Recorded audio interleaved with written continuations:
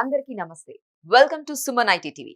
సాంకేతిక రంగంలో మరో లేటెస్ట్ అప్డేట్ ను ఇప్పుడు మీకు చెప్పబోతున్నా. అదేంటో చూసే ముందు మా ఛానల్ ను సబ్స్క్రైబ్ చేసుకోండి. Food delivery majors Zomato and Swiggy తమ కస్టమర్లపై మరోసారి భారాన్ని మోపాయి. ప్లాట్ఫామ్ ఫీజుల పేరుతో మోత మోగించాయి.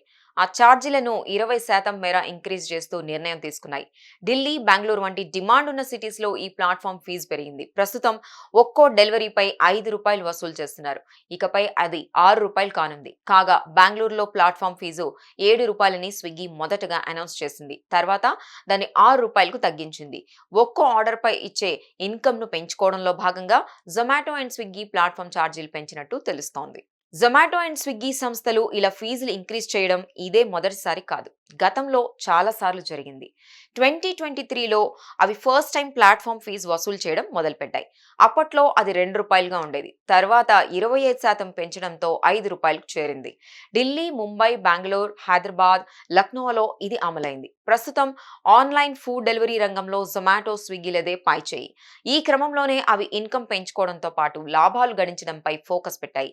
ప్లాట్ఫామ్ ఫీజు పెంపు నిర్ణయం కూడా అందులో భాగమే. దీనివల్ల ఆ రెండు సంస్థలకు విడివిడిగా రోజుకు దాదాపు 2 కోట్ల వరకు అదనపు ఆదాయం వస్తుందని అంచనా వేస్తున్నారు. చూశారు కదా, ఇవి టెక్ న్యూస్ కి సంబంధించిన విశేషాలు. ఇలాంటి ఆసక్తికర అప్డేట్స్ కోసం సుమన్ ఐటీ టీవీని మిస్ కాకుండా చూడండి.